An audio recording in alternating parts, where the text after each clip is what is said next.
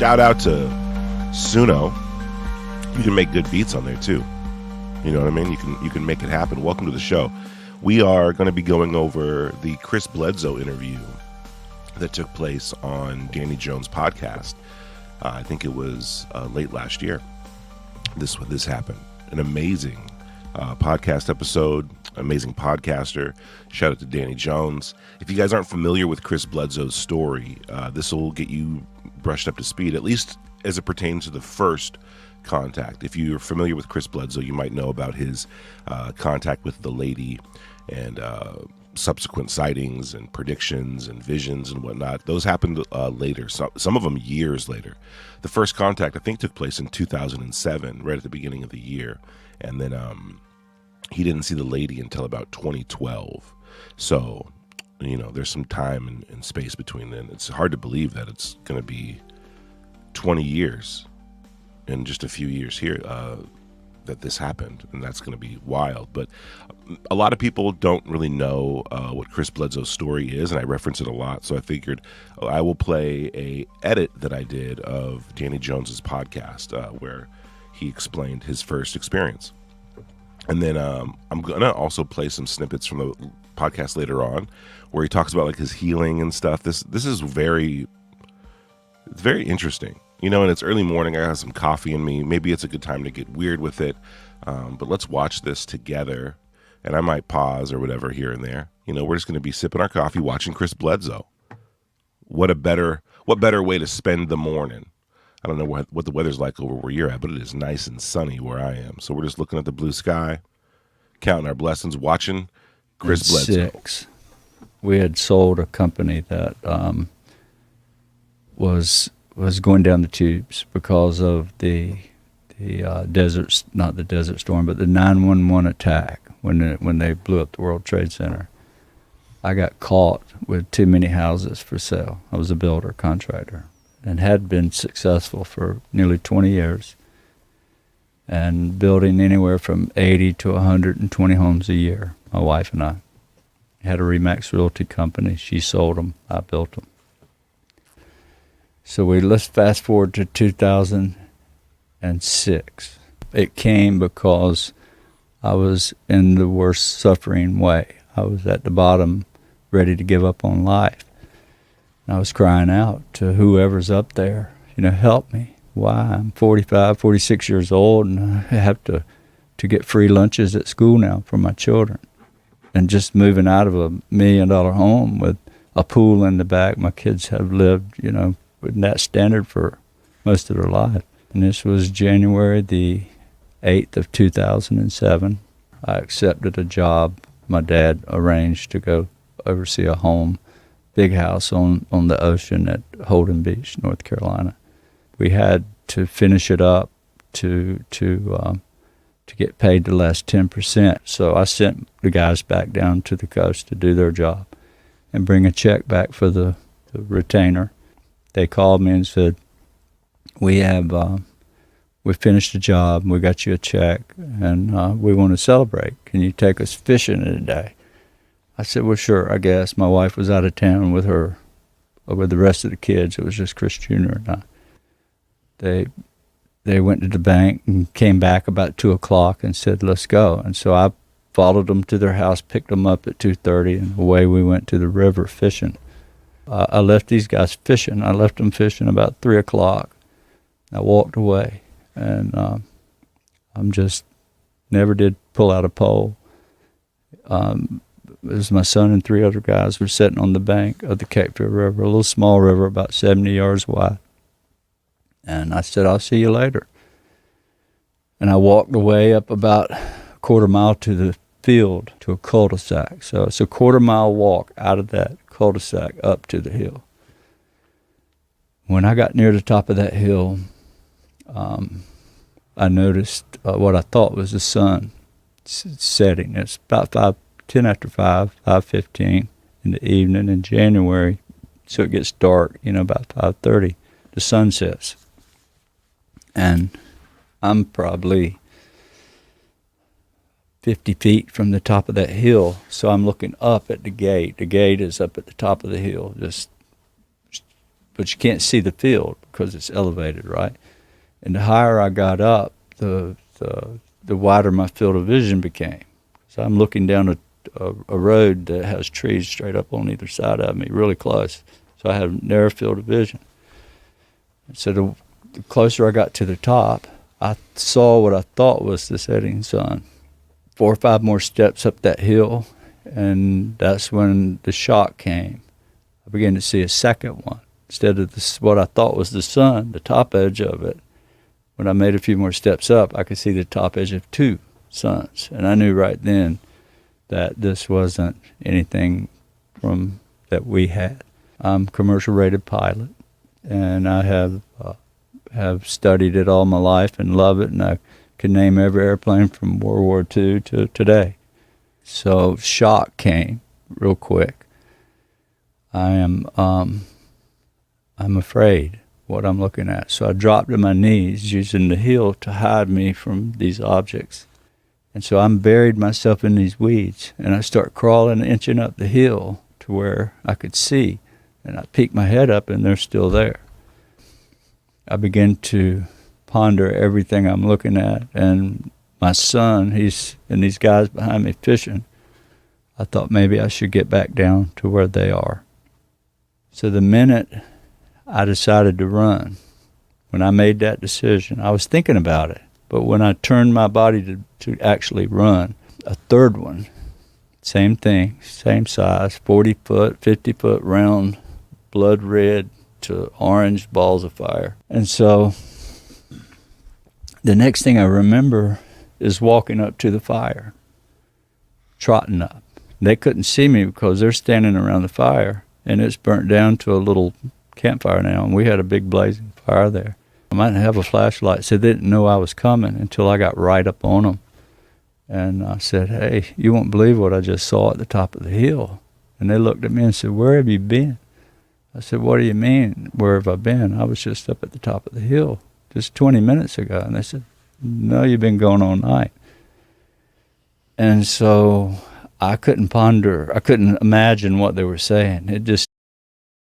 Real quick, pretty wild so far, right? I mean, he says he's basically like kind of depressed. He's got anxiety. He's experiencing basically a family trauma due to some economic collapse, and he's crying out to God.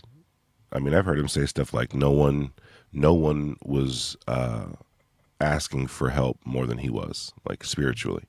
He feels he was at his low, he was rock bottom, you know? And then he tries to blow some steam off with the coworkers and his son and can't even focus. His mind is so gone, you know? He's enveloped in this kind of like very negative, fearful kind of state. And then he can't even fish, so he goes on a walk.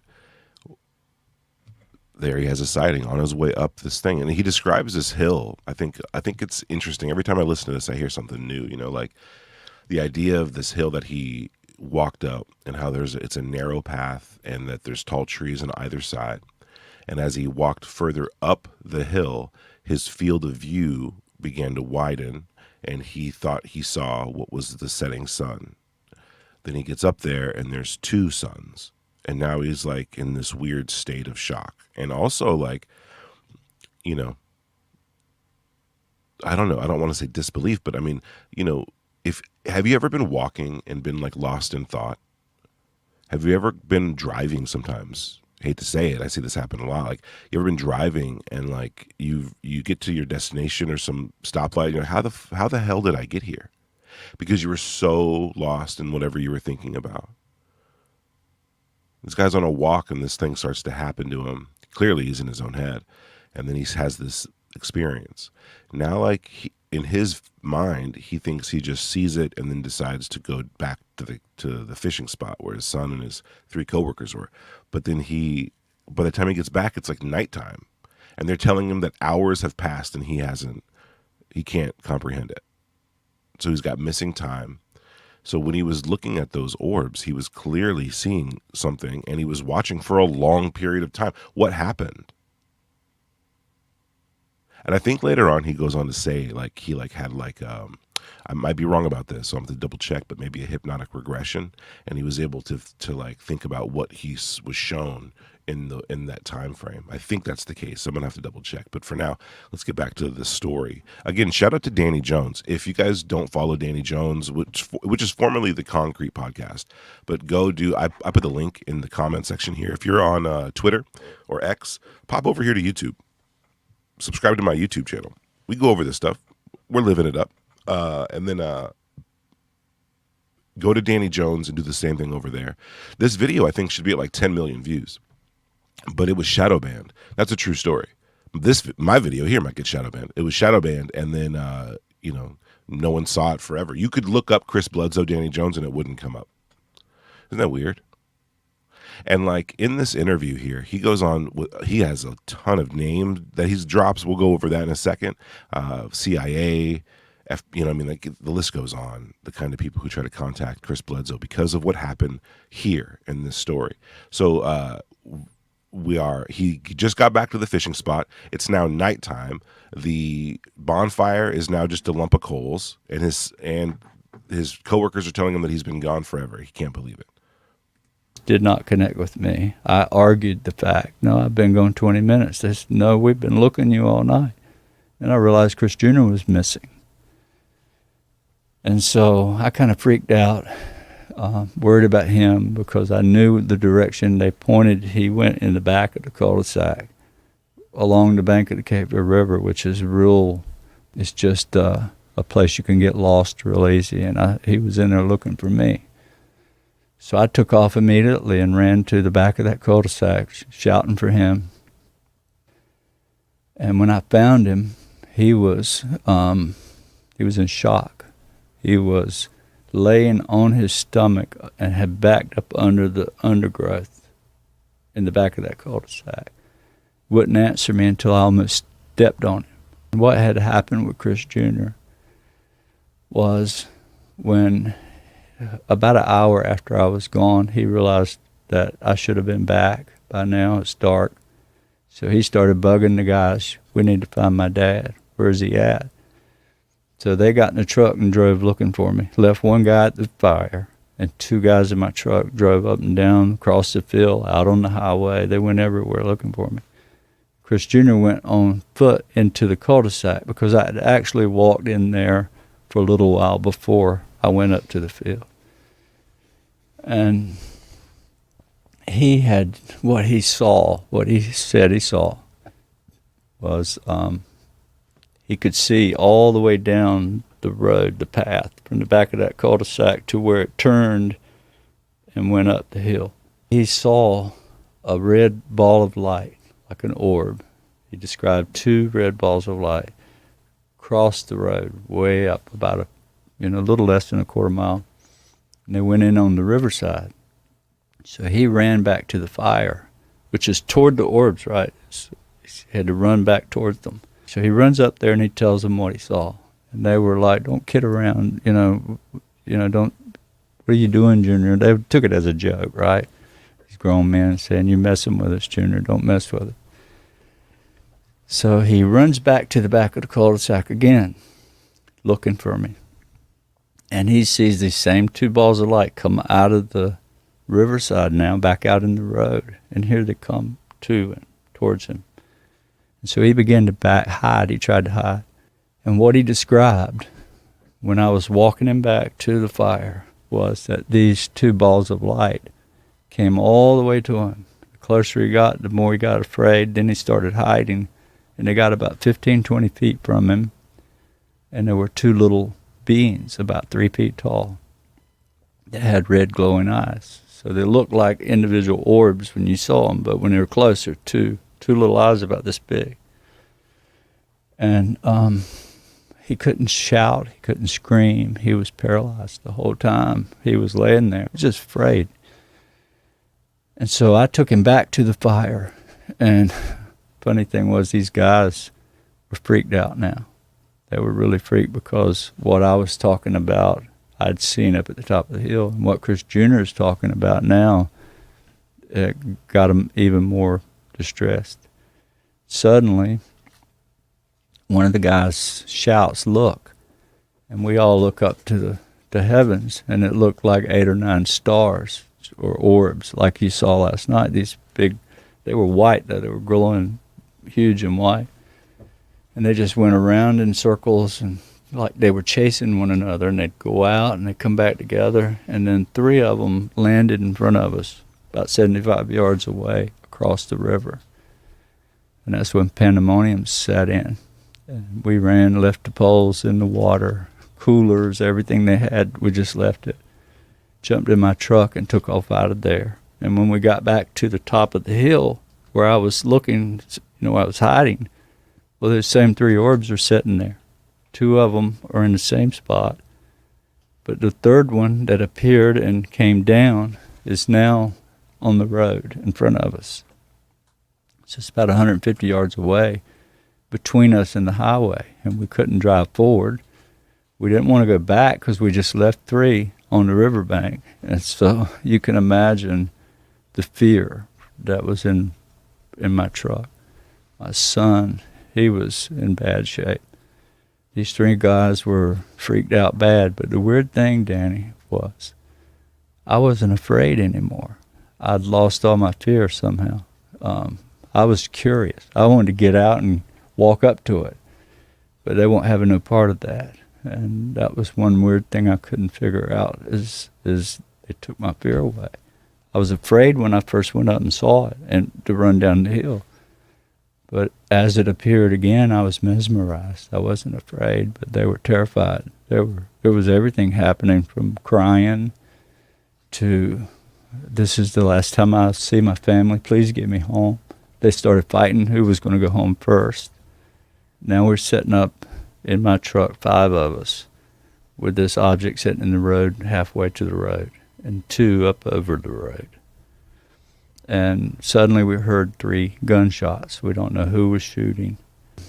After the gunshots, this object in the road, it's not sitting on the road. It's hovering 5 feet off the road. It's about 40 to 50 foot long.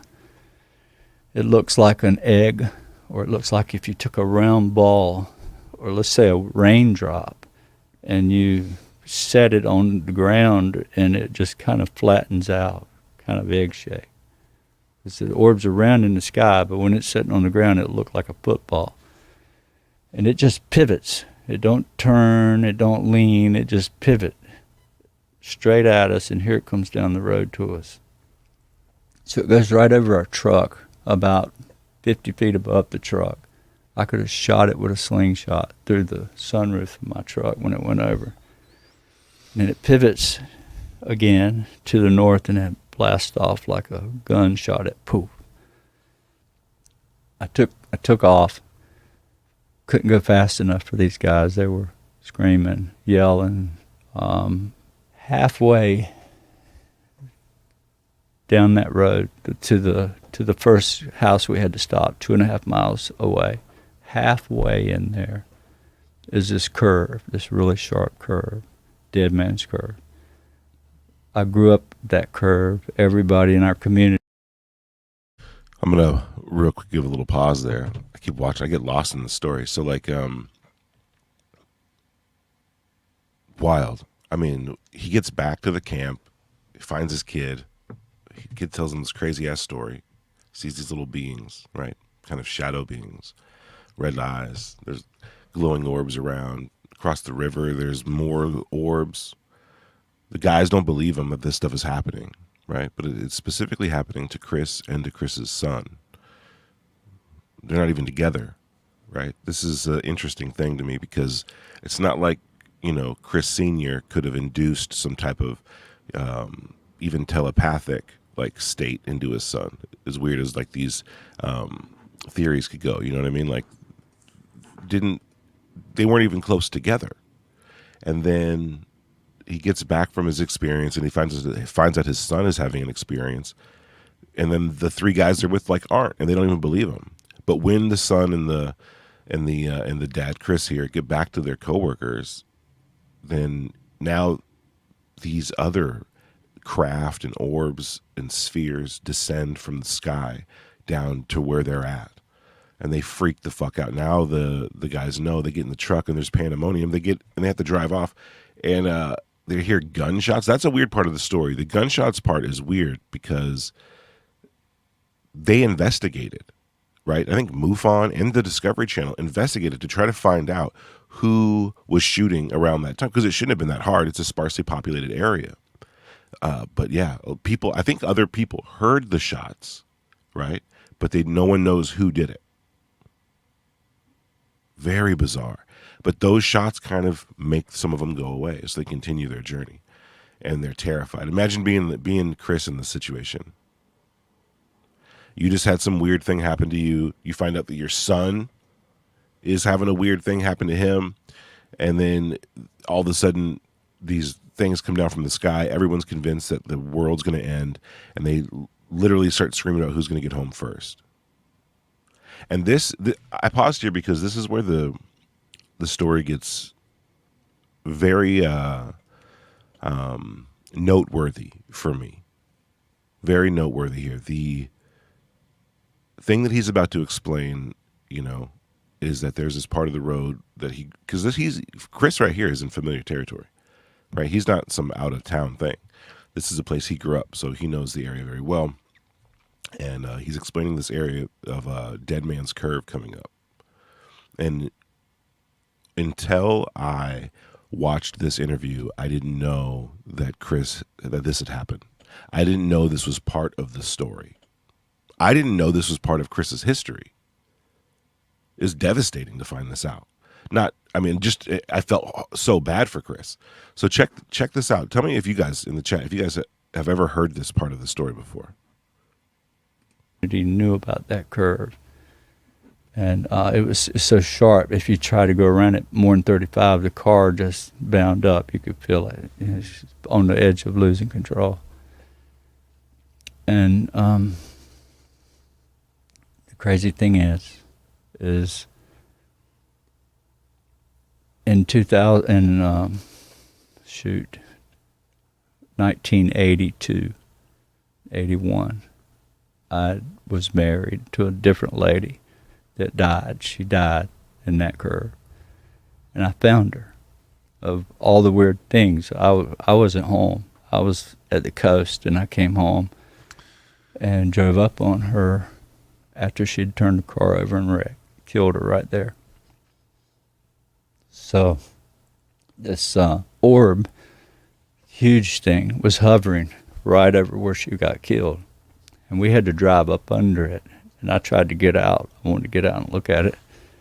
And they won't have no part of it. So we had to move on. But what it did, the reason I brought this up, is what it did, it spoke to me in a way that I understood. And these images, it went right in my head. And I relived the whole thing that happened that night in 82. And it said, don't worry anymore. This is not your fault. Because I had thought it was my fault. And I should have been there. But I wasn't. I was out of town hunting that day with my father. And so I'd carried that for all those years, this feeling of guilt. And it was removed that night, right away. What? What? That's so crazy.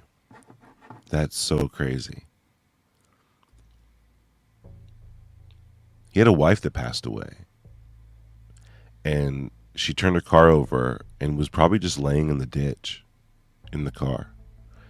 And Chris is coming home from a hunting trip and then finds the car. Like, sees it rolled over. He's the guy who finds it. That's so wild. He felt guilt, not being there. I couldn't imagine seeing an accident, maybe tire marks. Oh shit, someone flipped over. I'm like, oh shit, is that my wife's car? And it is. And then when you get in there, it's like literally her. She's in there. And who knows how long it had been. So Chris is a person with a lot of trauma. I didn't know that. And he said he's been carrying that since the event, right? So now he's driving home. He's trying to drop these guys off. Everyone's freaking out. He's having a once in a lifetime experience, something that no one else really has normally, right? He thinks he's being invaded by aliens. There's craft everywhere. There's these orbs. I mean, how would you explain that? And you're not the only one seeing it. Everyone you're with is seeing it, and they're freaking out about it. You're trying to get them home, and then you see this orb hovering above where this accident happened, where you have like serious trauma. And as you pass under it, you start to get these telepathic images in your mind that tell you it's all okay. What the hell's going on? I mean, I've heard of like different side effects coming from being near craft, you know? I've heard of those. I've heard of side effects like that. Radiation, burns, you know, loss of hair, just skin burns. I've seen different patterns and stuff in these different stories and cases. And like, yeah, okay.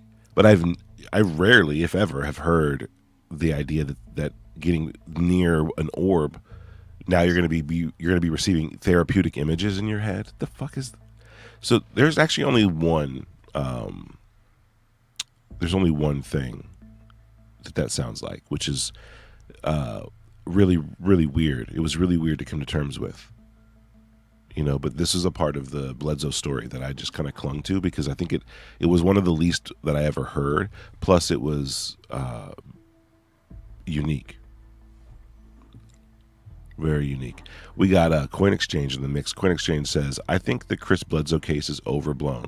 It's, in my mind, just some NHI preying on a man who is vulnerable.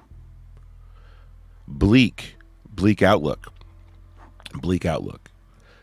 Coin Exchange, you might like my next video that's coming out. My Angels and Aliens video. You might like that one. I'm not going to convince you guys. I'm not here to do that. But there's, you know, I think there's something to be said about this debate. You know, some people believe that NHI are these predatory aliens who induce these false spiritual experiences in people to kind of mask what they're doing to them. I, for one, I think there's more of a duality. I think there's some good and some bad. And I go into that, actually, in the Angels and Aliens video. You guys should check out. Again, if you're watching over on Twitter, hell yeah. If you want to pop over to YouTube, give me a like, give me a sub. We're growing this channel out. We're living it up. Hop over to Skyfire News. Do the same thing. But thanks for being here. And shout out to Danny Jones. This podcast is incredible. I encourage everyone to go check it out. I have the link shared in the comments here. And then, you know, just hit, if you're not even familiar with the Danny Jones podcast, you're missing out. 100% you're missing out. Get over there and check it out. Coin Exchange says, well, Chris Bledsoe sure reads like someone being used by the NHI. Damn, cold-blooded. I love it. Speak, you know, talk that shit. Who knows? There's no answers here. But maybe there are. Maybe good questions lead to new information. So Chris has just received images in his head. We'll get into that in just a second. And they have taken his guilt away that he's been carrying for since the 80s, I don't know, which is a long time. It's like 30 years. So, I mean, between the 80s and then 2007 when he had this experience. So that's what happened. Let's go back to the story. And so we left there, never stopped. We were down to about 10 miles an hour. I was trying to hit the brake. They were pounding on my seat, go. And so I hit the gas, ended up having to go 4 miles further and take the furthest guy home first because they were fighting who got to go home first. Dropped him off, came back, and dropped the other two guys off. And then on our way home, we went the long way because we didn't want to go back under that same curve where that orb was set, and my son didn't want any part of it. So anyhow, we get to the house. Chris Jr. is running through the house, locking every door, turning every light on, inside, outside, and he would go in the bathroom even with no windows. He'd turn the light on and lock the door. He was that afraid. I was in my study trying to find anything on TV. We just knew we were being invaded, the whole world. That's what we thought. And I couldn't find anything. It was just a normal night, and it was the weirdest thing. We couldn't compute what had just happened, and nothing's going on television. And so when Chris gets all his lights locked and doors locked and lights on, the whole house, he runs back to where I'm at, and suddenly the dogs start going crazy. My dad lived next door, and he had 15 hound dogs in a kennel. So he's always raised dogs, right? So I know their sounds. I know their different barks, and suddenly this whole pen full of dogs is barking in a fearful way. They were scared, and I knew it. The way they were sounding, this terrible, fearful sound. And so we had this Chesapeake Bay Retriever, 110-pound dog, standing on the back doorsteps. She's just sitting there, and she was growling and she was barking at the same time. So I walked up to the back door and I could see her through the door. And Chris Jr.'s got me by the shirt. "Please, Dad, don't go out there. Don't go out." I'm like, "Son, somebody's breaking into Dad's shop." And so I talked Junior into walking quietly with me with no flashlight, using our Chesapeake to stay in front of us and keep us safe. I just wanted to walk over and see if I could see who's getting in that shop, try to scare them away. So Chris and I snuck our way up to the dog kennel, and when we got there, the weird thing was all the dogs were looking behind the pen in the woods, not toward the garage, and they were all barking. And Rosie, the Chesapeake, is pointing. She's froze, and she's looking into the woods, same direction as the other dogs. So I said, "Junior, I'm going to send Rosie in to whoever's in there. She'll run them out, whatever it is, deer or whatever, I don't know." But we made a plan. We're going to send her in, and we were going to run back around to our property and see if she pushes something out across in front of us, just to see what it was. So I sent her in the woods. She took off, wide open, barking. And so Junior and I ran hard as we could. And what I didn't know was, Chris had me by the back of the shirt the whole time. He didn't want to turn me loose. When I made that left turn to go to the back, he pulled away from me. I thought he just turned her loose. And I didn't know it, but he had all he could stand. He ran back to the house, opened the back door, and went in and locked the door. I didn't know that. I thought he was still behind me running. So I run up to this to this tree in a full run, stop myself, and I'm trying to catch my breath. I'm panting, but I'm trying to be quiet. So the minute I hit that tree, I turned around to see if Junior was coming behind me, and Junior wasn't there. But what was there, from me to you away, probably 4 foot, I could have leaned over and touched it with my hand. There was a being standing there, just like Junior described. It was that he saw on the river. It was 3.5 feet tall. It looked like a child, not like a gray alien you would think about. People talk about. It was a little glowing, color of the moon, soft glow. 3.5 foot, 4-year-old, looked like a 4-year-old child. Head and face was a little different. Definitely weren't human. Eyes were glowing red. They looked mechanical. When you look at them, they look like the little markers on a transfer truck, the side markers. You see these little round lights along the side. They were about that size, 1.5 inches.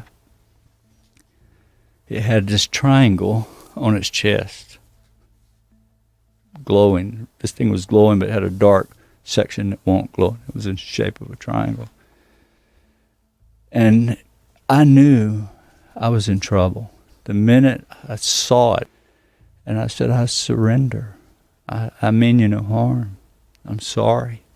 I'm not here to." I surrendered to it. I just knew I was dead. And I heard this voice say, "You don't understand. We're not here to hurt you. We're here to help you." About that time, Rosie comes out of the woods. She's still coming. She's still tracking whatever it is. And it just vanished right in front of me, just disappeared. Instead of telling Chris Jr. what had just happened, I walked back up at the house, and he's standing in the back door looking for me. And I was scared to tell him any more because he was in shock, right? I was a smoker back then. I had to have a cigarette. I just had to have one. I was just basically hyperventilating. I had to smoke. So I walked into my study. I have a couch with a sunroom, had windows all the way around, and my couch was backed up to these windows. So I put my knees on the couch, and I reach over the back. I start to raise the blind, and Junior's freaking out. Don't open the blind, Daddy. Don't. Please don't. And when I raised it up about halfway, I was going to open the window and smoke and blow it out the window, right? But he had all the lights on around the house, and there was this being, a tall one. I drew it. I painted it, but it's not. My wife thinks it's too scary, so she hid my painting away. She won't let me bring it out. But anyhow, that's what I saw coming about 20 yards outside that window. And remember, all the floodlights were on, so I could see it perfectly. And how tall would you say it was? It was 7 foot. It freaked me out so bad that I shut the shutter down without telling Chris Jr. anything. I'm trying to protect him as a dad, right? So I pulled the blind down, grabbed him by the hand, ran out the front door, jumped in my truck, and we drove about 5 miles away to a big hayfield. Sat in the very middle of the hayfield until daylight the next morning, afraid. That was the beginning and the end of January the 8th of 2007. Wild. So that's Chris Bledsoe's first contact story. Gets home after all that. Thinks someone's breaking into his house. The interesting thing too, I say interesting too much. One of the main points about that is he gets home and he turns the news on, and nothing that he had just experienced with his people around him is being reaffirmed. There's nothing on the news, right? There's like nothing that's confirming what he just saw. So maybe he starts to calm down.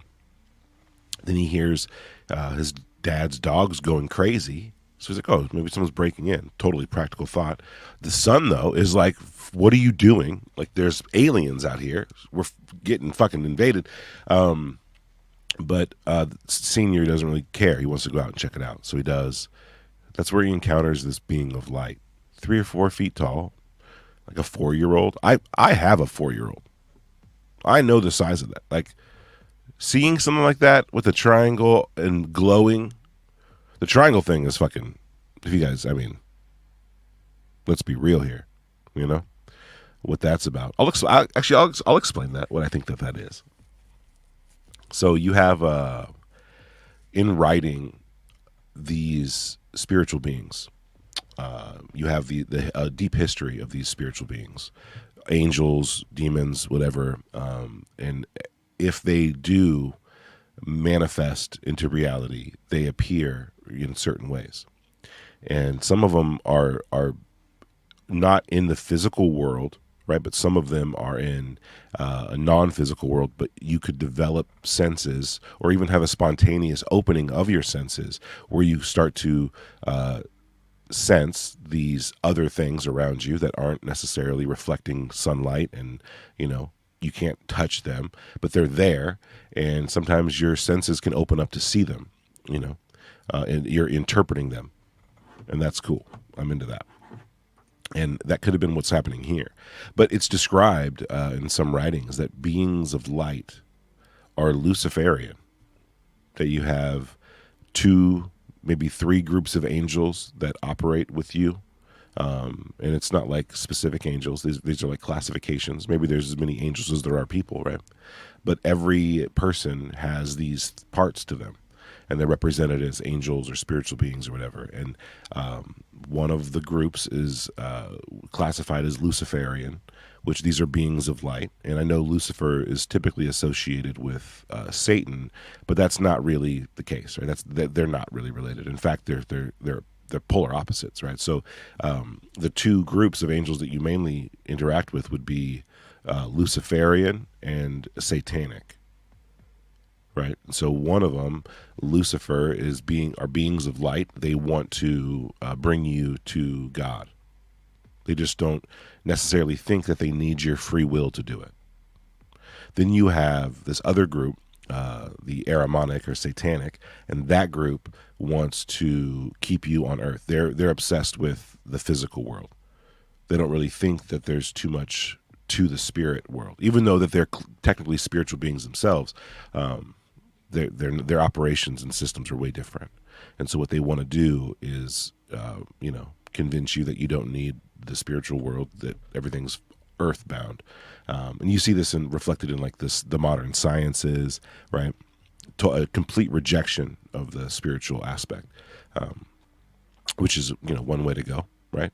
And then you also see the opposite, where there are people on Earth who are super obsessed with the spiritual stuff, monks and whatnot, right? So there's these groups that are working within people, but yeah, one of them shows up. When they do, they appear, they glow. This is written. That's not my idea. I'm not coming up with this out of fucking nowhere. I didn't receive this message through channeling. This is just what they say, right? They flat out talk about these different beings and what they do, and they glow. And Chris Bledsoe turns around, and behind him is this little glowing being. Okay, and this is where it gets kind of tricky. This is fucking okay. Mechanical eyes. He says that it looked like it had mechanical red glowing eyes. What like little reflectors on semi trucks. I think that that's crazy. I mean, that implies technology, right? Not some weird organic, fleshy, gooey, transparent jellyfish. I mean, he could have said anything. This thing could have taken the shape of anything, but that its eyes or eye coverings were somewhat mechanical. What a trip. And I think this is important too. Coin Exchange has this right. The triangle is a rank symbol of the NHI. Well, fucking, it seems like it. Seems like it. The triangle, that to me is like, okay, you're just going to put a triangle on your chest, so your whole body's glowing, but you have a black triangle on your chest. That seems very weird. Okay, that's something to take note of, because I think that there's other people who have seen beings who have these kinds of weird shapes on their chest, insignia. It's crazy. Chris Bledsoe's first encounter sounds like he met the NHI entourage of a UT, ultra terrestrial. Yeah, perhaps. You know what I find interesting is that Chris Bledsoe Jr., when he was in the woods, these two beings showed up. And Senior here, Chris says, oh, they were like what my son saw. But it wasn't. Because his son saw, I specifically remember this, his son saw black beings. They were shadowy. They looked like shadows. They had the same eyes, but they were not glowing. That's weird. Were they working active camouflage versus trying to interact? Was it something that why did they glow for Chris? Why this thing, or were they different? Are these two different things? Was in Bledsoe's Junior, Chris was he was freaked out. If you watch Chris Bledsoe's interview on Bledsoe Said So, which you should all check out, by the way, the son of this man here, who was in the experience as well, the son who was with him while this happened, he still has so much trauma about what he saw in the woods before his dad found him, that like when he talks about it, he like cries. There's this episode where he tries to talk about it, and every time he gets to that part, he's like fucking losing his he loses his composure. It's wild. Poor guy. But yeah, the story is very intense, and he has been on again, I think recently, and you got to explain the story again. But yeah, there's a lot. It was very traumatic. It was so different. Shadowy beings creeping around the woods versus this being showing up and then just being there in front of him like, hey, what's up, man? How's it going? So Derek asked this question, Tupa, do you have any thoughts about his lady being the same lady as others, or is it an individual interpretation of something else? I saw the lady, and I think that it was what I was. Now, I've talked to people who think that I must have been fed an illusion, that I probably was being abducted, or probably, was having some type of weird parasitic, experience with some type of NHI. I don't know. I saw a lady when I woke up, and it fucked me up. And I walked, and I've seen and came across other stories that have the lady in it, and it's the same. It's the same thing. So, the question is it some type of archetype? Is the lady like a representative? Almost as if like Bigfoot, right? Is it a species of ape tromping around the woods that we just haven't discovered yet, that has like families and all these other things, and an evolutionary trip? Or is Bigfoot like one spirit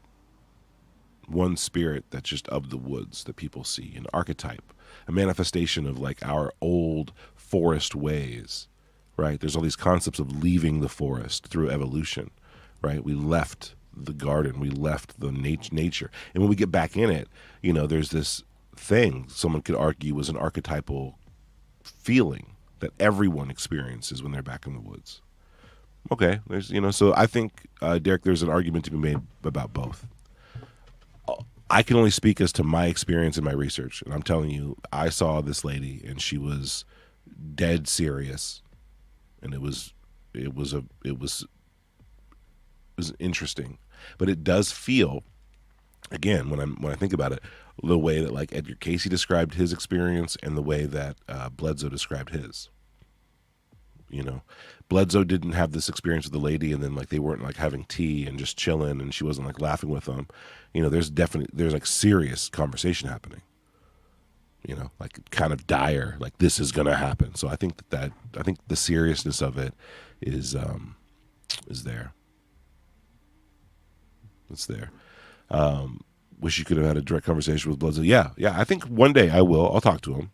I mean, he popped in Logan's space. I mean, hell, maybe he'll be able to. Maybe I can interview him, for Skyfire or something. But there's a lot of questions I'd like to ask this guy about this. I mean, I'm doing this video on angels and aliens, and it sounds under one. Let's say this, like in Chris Bledsoe's experience, if it's to be taken literally, if it's to be taken and believed, let's say you believe it. Everything happened the way he says it happened. And, these other witnesses who were interviewed, we're talking 3 grown men and his son and Bledsoe, they all corroborate the same story. So kind of hard to fake all that shit.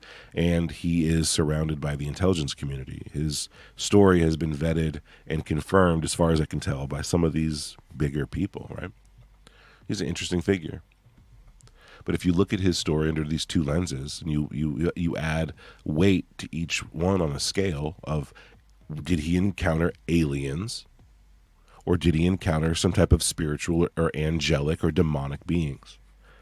And you begin to add weights for points. I came out afterwards on my measurements on aliens. No, I'm playing on angels. It's always angels. I came out with angels. There's a couple telltale signs. Okay. And again, my film will shed a lot of light on this.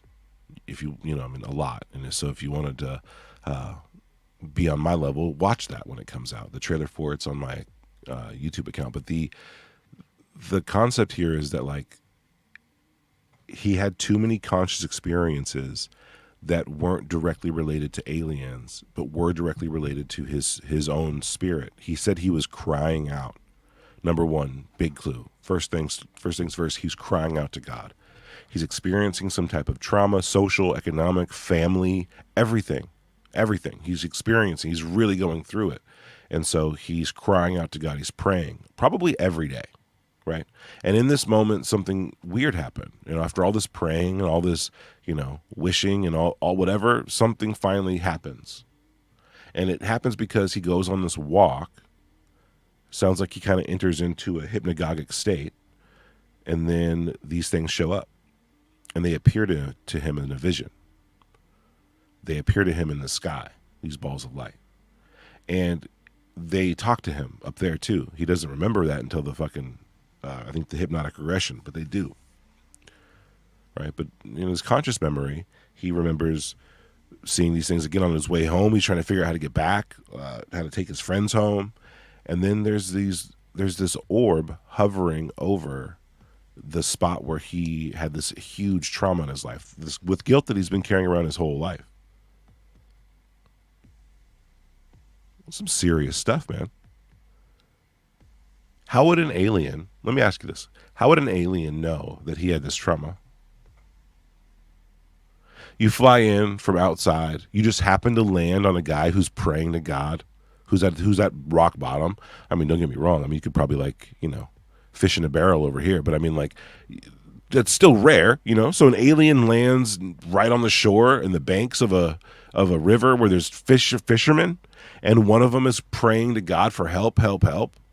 And these aliens just happen to show up. Okay, so that's, you know, it doesn't really make a lot of sense. It makes no sense to me. So then, as he drives under this thing, this orb, and he's the one who says this. The orb he's driving under, right where this accident happened 30 years prior, this orb he's driving under begins to send messages to him in his mind through images that begin to heal his trauma. And I don't mean begin, they heal it instantly.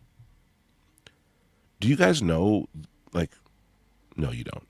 I'm the only one because I'm putting this piece together. But the concept of being healed by images isn't new, right? The concept of another party, not you, giving you images in your mind is not new. And even more so, those images designed to heal your emotional trauma is also not a new thing. Matt Walker, a dream scientist and neurologist and interesting hair guy, if you watch his videos, just imagine he's not doing what he's doing with his hair. So the guy goes into depth about, like, you know, dreams being emotional therapy, that dreams are emotional therapy. So I think that's badass.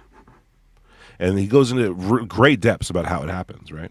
And what's happening in a dream. You're being fed images, right? And then you have Carl Jung saying that the images in your dreams are not self-produced. There's something else producing these images because you're unconscious. There's no way that you could be doing that. And frankly, I agree with him. I agree with Carl Jung on this. His concept of dreams is really important. And so you have Jung telling us that something else is building our dreams for us. Okay? That's fascinating. You got dream scientists telling you that dreams are emotional therapy meant to heal your scars and wounds. All right? And then you have these religious orders telling you that the things in your mind building these images are angels. So now Bledsoe is having an experience where these orbs of light, some of them pretty big, 40 foot, size of a school bus. Like, these are big. These are big. What is that? It's a fucking orb. Like, what is that? Is it a craft with a glowing, you know, plasma sheath around it? What is that? Or could it be? So here, I'm going to argue that it was an angel. I'm going to argue that the orb he saw and the orbs he's seeing and the things coming down are angels. All right, and here's why. Like, because the angel went right to the spot where it was supposed to go. This orb of light went right to the spot where his trauma was in the physical world.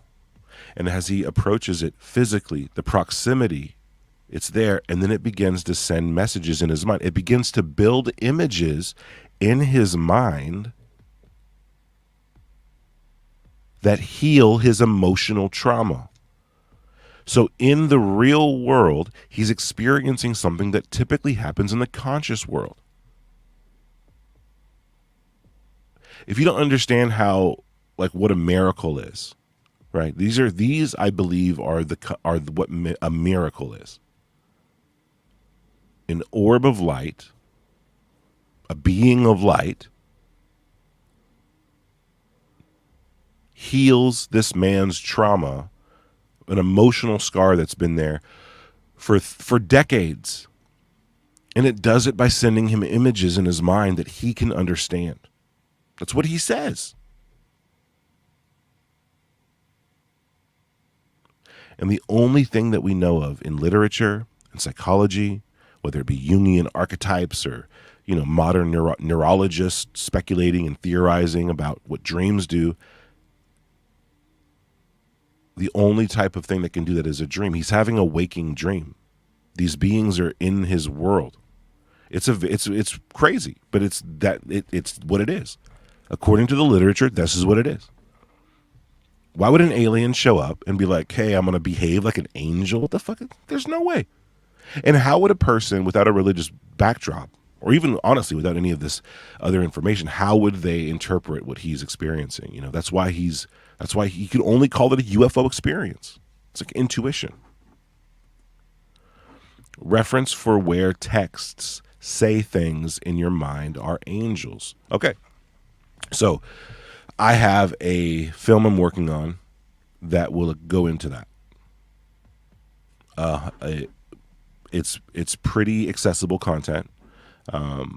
It's not niche. I didn't get this from some guru.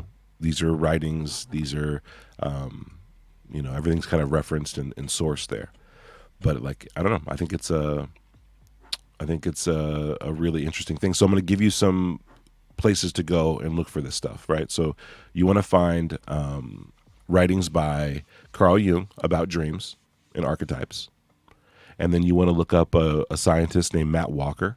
Matt Walker, like I said, is a neurologist and studies dreams. And you're going to want to go into what the studies he sources and cites about how scientists determined that dreams were a form of emotional trauma therapy.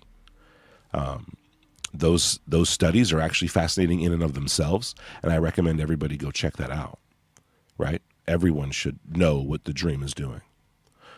Essentially what they did is scientists for years have been studying this in people, where they'll ask people who've just experienced some type of trauma, a divorce, a death, all these different things, a loss of a job, all these different things, a move sometimes, and they will ask them, how they're feeling, what's going on. And then a year later, they'll ask them, or some time later, they'll ask them how they're doing.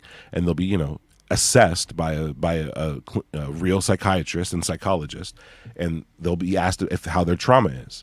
And they determine that people who report having dreamt of the experience, the traumatic experience, were always way better off emotionally than people who hadn't dreamt of the experience or couldn't consciously recall having dreamt of the experience.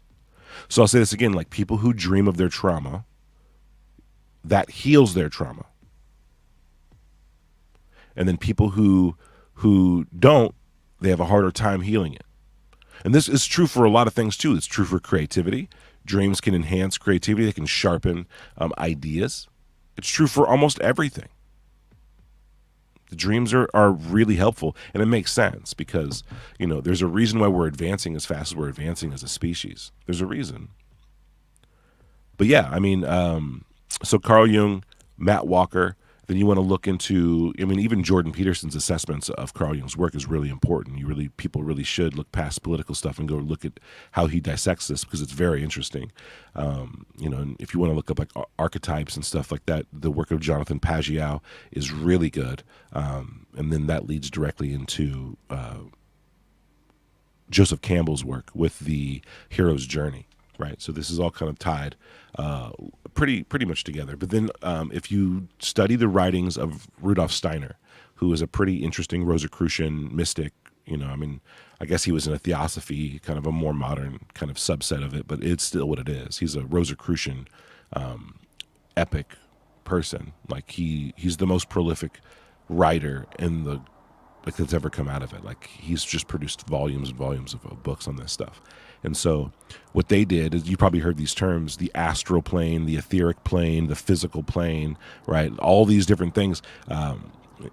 These are concepts that are broken down by spiritual science. So before the 1600s, there was no real definition for stuff. Like, people didn't really know like what the people in the East were doing. Now don't get me wrong. Worldwide, there might be better definitions. There might be cultures who have not ignored this side. But for the Western culture, we really did ignore it for a long time. And so what happened is in the 1600s, the spiritual science started to pop up, and they've since like defined a lot of these things that are like not definable by the West, and so largely ignored. But check it out, and they work towards the concept that angels are building minds in our astral body, angels are building images in our astral body, which is essentially our minds. So back then they didn't have these terms that we have now, right? We have like psychology and all these different, neural nets and all whatever, right? But back then they didn't have it, and so they had these terms which are now antiquated, which are like the astral body, which just means the consciousness, and then the etheric body, which just means like the energy that makes the body move, and then the physical body, which is where we're at now. But yeah, check that stuff out, and if you want to really dive into it, then watch this film here. Talking to a lot of people over the last few months that think that aliens are angels. The angels and demons of the Bible are real. They are the extraterrestrial time travelers. And the government has known that for a long time, possibly going back to the 1930s at least. Since 1930, they have known that this plane exists.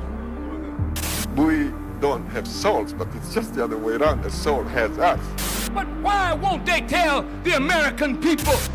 You have spiritual beings that don't understand or really care for the physical world. A dreadful looking plane in the sky, a half a mile by a half a mile. Built like the universe itself. It's circular and it holds within it 1,500 little wheel-like planes.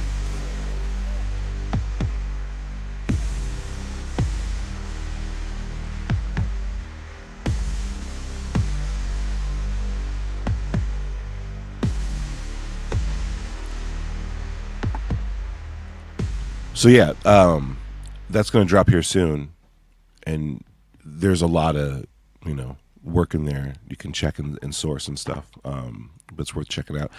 We got a question from Callus. Callus, thanks for popping in on YouTube. Hell yeah. Tupa, we used to think depression was caused by demons before finding out it was due to a chemical imbalance in the brain. Why do you think these angels are not something we just don't understand? Wait, sorry. Why do you think these are angels and not something we just don't understand? Well, like, we do understand it. They're called angels, Kalos. So here's the difference between science and what I'm talking about. So we forget that science is just meant for describing things that are happening. So here, in the question, I think it lies the answer. We used to think depression was caused by demons before finding out it was due to a chemical imbalance in the brain. Well, what if the reaction to human beings' interaction with demons, what someone would call a demon, what if that reaction changed the chemical balance in the brain? What if interacting with a demon, subconsciously, consciously, I don't know, I'm not talking about through a seance, I just mean like, what if the things that you were doing were accidentally attracting these different beings who in turn amplify this effect, and it causes a chemical imbalance? That's what's happened. Science can only describe what's happening, not necessarily all the time why it happened. It's making observations, and it'll always claim that it has sourced it. Science's job is to always claim that it has figured it out. But it didn't. So all I'm presenting is the idea that what these could be, but I'm also just trying to provide a deep history, because there isn't, when people say angels, like even Joe Rogan, right? When he says it, like, I've been talking to a lot of people over the last few months that think that aliens are angels. Well, what the fuck does that mean, Joe? I mean, it's a great observation, but what does that mean? What does angels mean? What does it mean to Joe? What does it mean to Joe's guest? What does it mean to us in the audience? What does it mean to Kalos? What does it mean to me? It's undefined. And in that vague definition, a lot of people are able to kind of swindle people and slide in and be like, whatever. I'm not trying to protect people from being swindled at all. Like, I'm just saying that like there is the vagueness is dangerous in this instance. If there is if there's a timeline we're working with here, if there is a limited amount of time we have to learn as much as we can about these things before that information is either dictated by the NHI, dictated by the government, we should find out as much as we can. And so all I'm doing with my research into this alien angels concept is trying to bring light to one of the darkest areas of ufology, right? I'm one of those people who I look out and see the playing field of what people are doing and talking about, and I go, okay, they got that handled. They got that handled, right? I don't need to go search and research the undersea issues of UFOs because some people got that handled. And I like what they do. And I don't need to go research, what the gray alien is, because some people are doing that. What I want to do is figure out for myself what the hell these guys are talking about when they say angel.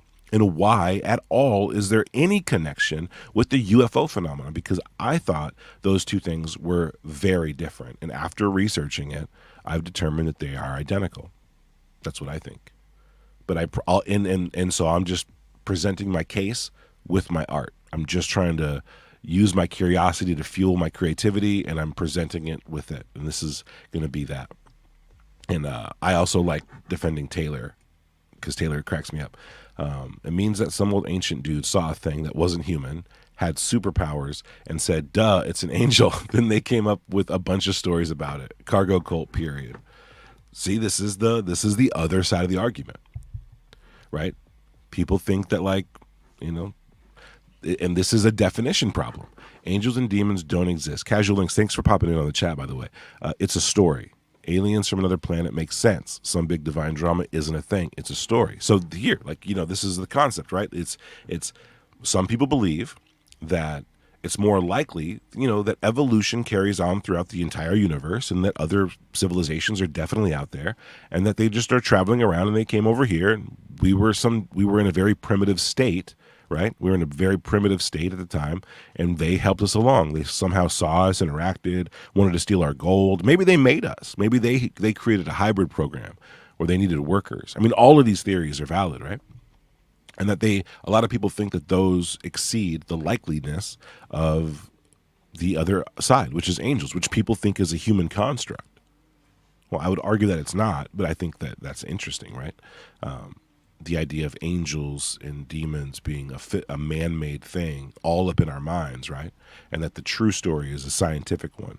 And so with these two concepts that are super opposing, religious and scientific, I'm going to try to blend those two things together. So then we'll get to it. And Casual Links, you're forgiven on the spelling. Have you checked my spelling lately? Did I even spell my name right? Yes. Okay, I did. Thank God. I bet that there's misspellings in this. I bet I misspelled a couple words in that. So we're all good. We're all good here. Did you guys know that Louis Farrakhan, a religious figure, says that the Nation of Islam was started by a UFO? Did you guys know that? I have this video in my channel, but I'll play it. I mean, it pretty much backs up the idea of these things being kind of motivated and spiritual, at least from his perspective. So for now, though, we're going to keep this tight. We talked a lot about the Bledsoe experience. I want to thank again Danny Jones for giving us this amazing interview, right? Shout out to Danny Jones for that. This is fucking awesome. So I want to hear in the chat, in the comments, what do you guys think about Chris Bledsoe, his story?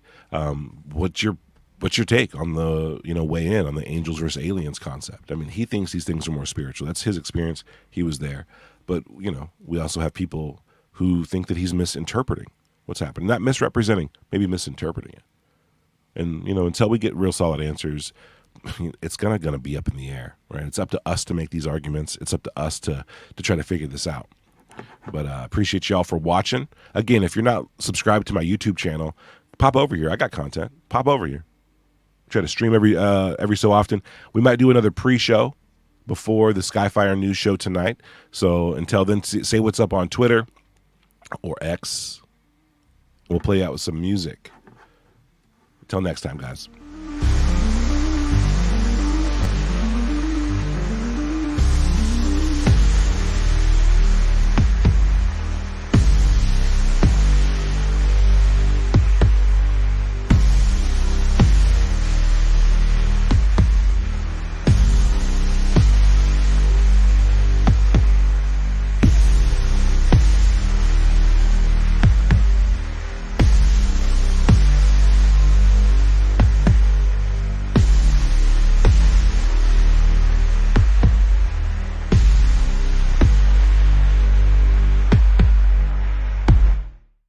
But money is about to go fast. Got a plane ticket and you know it's first class. I heard someone talking that shit and I have to regulate. I need y'all dumb and easy to manipulate. When it comes to ufology, you know I caught the schism. Attack a housewife and then on to the next victim. I know you might be shocked, but that's just the way I am. Started so many UAP companies, I forget where you lay. I need y'all dumb and easy to manipulate. When it comes to ufology, you know I call the schism.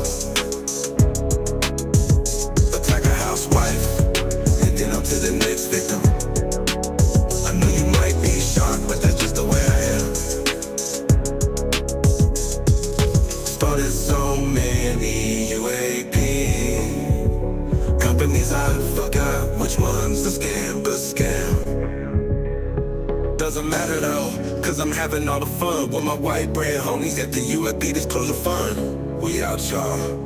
These people ain't gon' sigh up themselves. We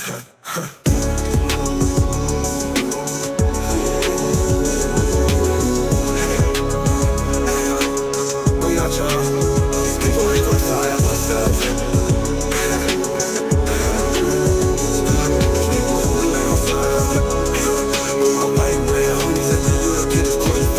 We out, y'all. These people ain't gon' side themselves. We out, y'all. These people ain't gon' side themselves. Tell me what you do when you make a car run on water.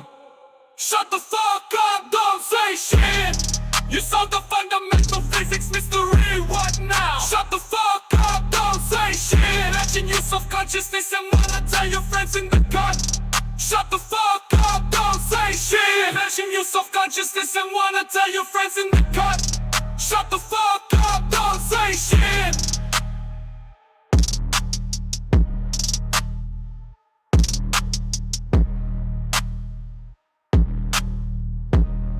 Shut the fuck up, don't say shit. You solved the fundamental physics mystery, what